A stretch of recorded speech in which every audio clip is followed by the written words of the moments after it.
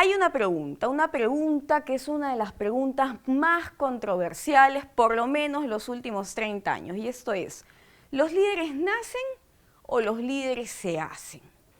Para contestar esta pregunta es importante saber que existen dos corrientes, ¿verdad? Una de ellas que dice, el ser humano nace como un papel en blanco, el ser humano nace y no hay nada en ese papel en blanco, por lo tanto, todas las vivencias, experiencias, estudios, etcétera, van a ser incorporados en ese papel en blanco y ese es el resultado es la persona, ¿verdad?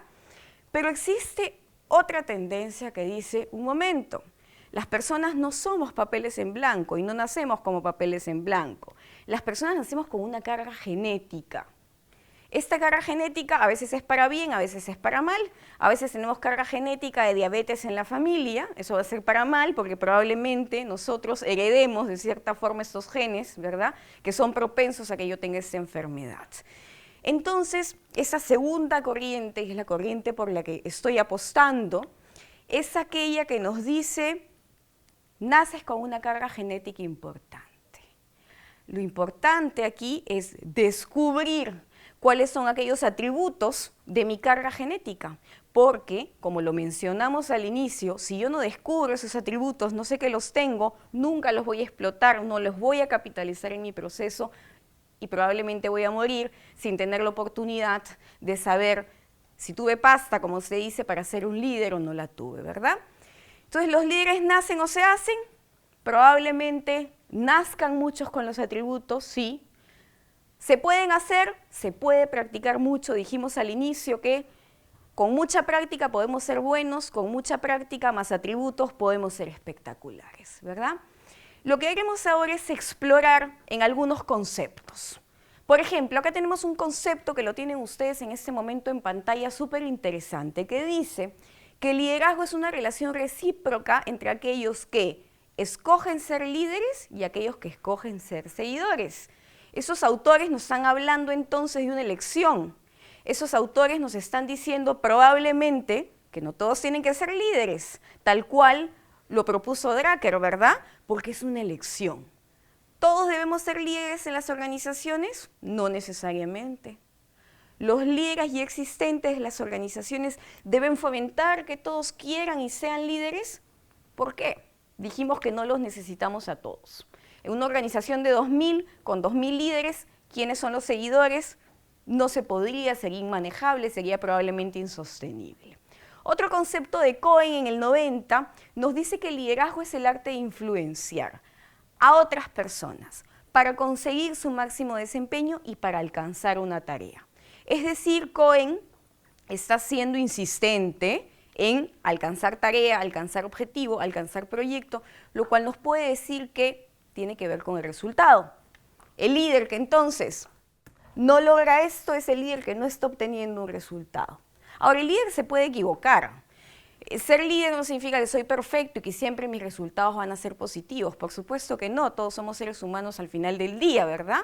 Lo cierto es que en el neto, mi aporte a la organización tiene que ser positivo. Lo cierto es que el líder en el neto tiene que tener una gestión con resultados positivos. Bennis en el 97 dijo que el liderazgo es la capacidad de trasladar una visión en realidad, es decir, hacer que las cosas pasen finalmente, ¿verdad? Otros autores dicen que el liderazgo es la habilidad de influenciar individuos o grupos, porque empezamos con el individuo, pero tenemos un equipo, tenemos un grupo también, a pensar, a sentir y a tomar acción. Entonces hay algo interesante en este concepto, porque estamos hablando de sentimientos. Eso quiere decir que el líder tiene que generar sentimientos en las personas, en sus colaboradores, ¿no? Generar emociones. Sin emoción no hay acción. Por lo tanto, ya estamos incorporando el término de sentimiento, de emoción, como lo veremos más adelante, en el módulo de inteligencia emocional. Dicen también que el liderazgo no es algo que uno le hace a la gente, es algo que uno hace con la gente. No podemos concebir un líder que no tenga quien liderar, ¿verdad? No podemos hablar de un líder que no tiene un equipo a quien liderar, que no tiene personas a su alrededor, que no tiene seguidores. Esa persona en este momento de su vida no tiene la oportunidad de ejercer o de ser líder. Entonces acá nos vamos a quedar con el gran concepto, señores. ¿Qué es realmente el liderazgo, verdad? Entonces vamos a decir que los líderes conducen a la gente. Los líderes conducen a la gente.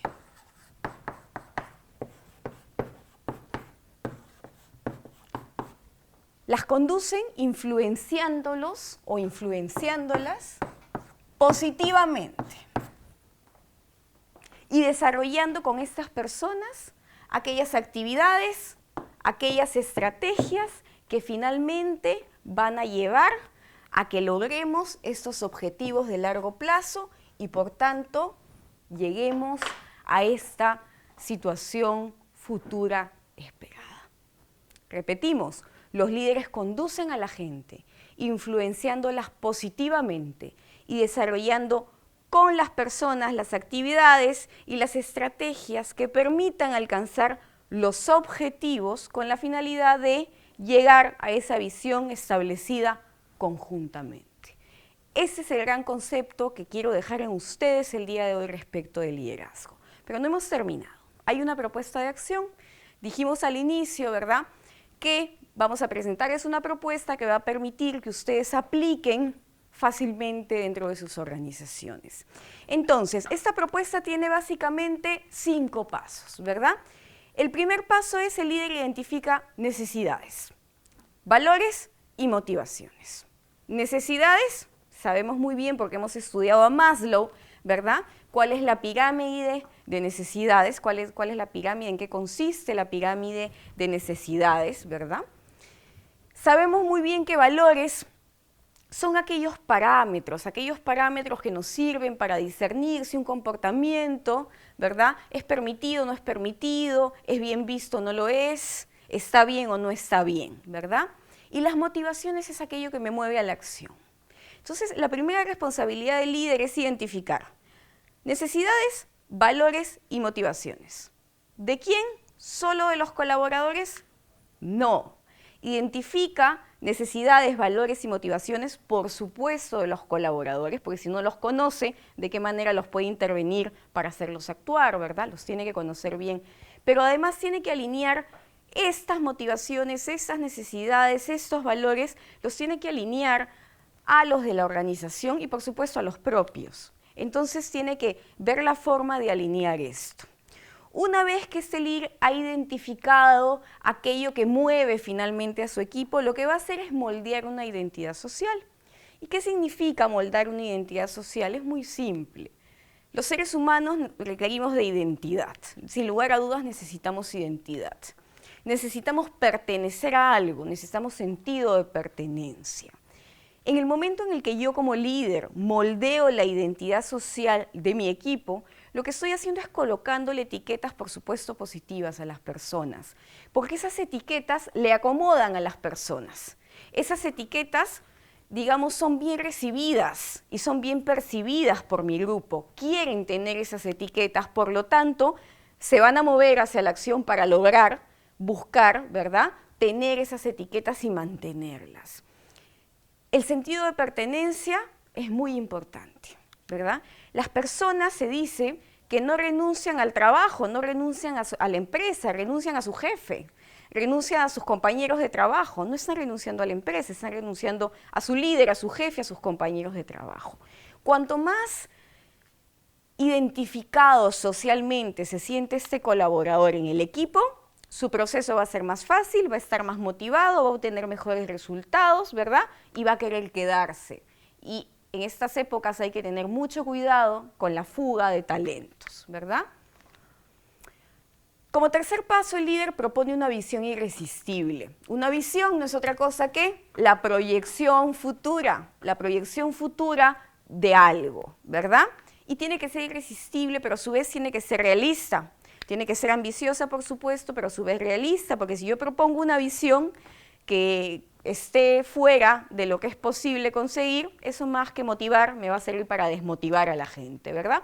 Y tiene que hacerlos parte, y tiene que hacer que las personas visualicen esto. Tienen que visualizar tal día, tal fecha, tal hora, cuando logremos estos objetivos, es decir, cuando hayamos alcanzado esta visión. ¿Qué vamos a hacer? Vamos a celebrar, vamos a reformular, hay que ayudarlos a visualizar con nosotros el éxito, ¿verdad? Y el éxito va a llegar cuando logremos aterrizar, cuando logremos realmente llegar a los objetivos de largo plazo y conseguir esta visión. Pero por supuesto, el líder también debe dirigir. Y eso no es otra cosa que proponer estas estrategias, ¿verdad? Estas estrategias, ¿quién las propone? Las propone el líder. ¿Y las propone para qué? Para lograr resultados, amigos. El líder que no logra resultados no es un líder. Y todo esto en un ambiente de cambio. El líder se siente cómodo con el cambio, no tiene mayores problemas con el cambio. Lo que suele suceder con todos los seres humanos es que el cambio no nos gusta. Nos sentimos mejor en nuestra zona de confort. Ahí estamos bien, ¿verdad? Sin embargo, el cambio es necesario, y no solo es necesario, el cambio va a pasar. Va a pasar de todas maneras. Entonces, cuanto más preparado esté para el cambio, tanto yo, que soy el líder, como mi equipo, el proceso va a ser mucho más fácil. Entonces, en las dos primeras etapas donde identifico y donde moldeo una identidad social, el líder tiene que transmitir una necesidad de cambio. Necesitamos el cambio. En la etapa donde proponemos la visión irresistible y donde establecemos esas estrategias para lograr esta visión, el líder demuestra que no solo necesitamos el cambio, sino que existe posibilidad de cambiar. Y luego el líder refuerza el cambio. Se hizo, se obtuvo resultados, se cambió y empiezo a reformular. Todo esto tiene que estar enmarcado en un ambiente donde existe moral, donde existen valores, donde existe ética, donde existe legalidad. Porque un líder que no es visto como ético, como legal, no puede ser visto como un líder porque no va a ser nunca un referente para las personas. Y siempre en un marco de confianza. Habiendo entonces reflexionado respecto de qué es el liderazgo, si el líder nace, si el líder se hace y cuál es la propuesta de acción para que ustedes puedan aplicarla fácilmente en sus organizaciones, les voy a presentar en este momento la visión sistémica del liderazgo. Vamos a ver el liderazgo de una visión sistémica. En este momento pueden ustedes apreciar esta visión sistémica. Esta visión sistémica nace, ¿verdad? Estamos ahora en el presente con esta persona que nació con recursos personales, con atributos, con características. Y esos atributos son básicamente estos cuatro. Estos cuatro van a ser motivo de 4 módulos, por supuesto, ¿verdad? Los módulos que siguen. El primero es personalidad. Existen dominios, tenemos 5 dominios de nuestra personalidad. Cuando lleguemos a ese módulo vamos a romper paradigmas respecto de ciertas cosas que pensábamos acerca de la personalidad. Segundo atributo, pensamiento crítico. Tercer atributo, inteligencia emocional. ¿Cómo administro mis emociones? ¿Cómo utilizo mi inteligencia emocional para poder, de cierta forma, minimizar aquellas debilidades que puedo tener en algún dominio de mi personalidad? Ética. Vamos a hablar sobre ética. Estos 4 atributos personales se multiplican, se conjugan, mejor dicho, se conjugan, ¿verdad? Juegan un rol cada uno protagónico y finalmente, ¿cuál es el producto final? Este líder transformacional. Amigos, muchas gracias por su atención. Vamos al siguiente módulo y abordaremos cada uno de los 4 atributos personales sobre el liderazgo. Muchas gracias, eso es todo por este módulo.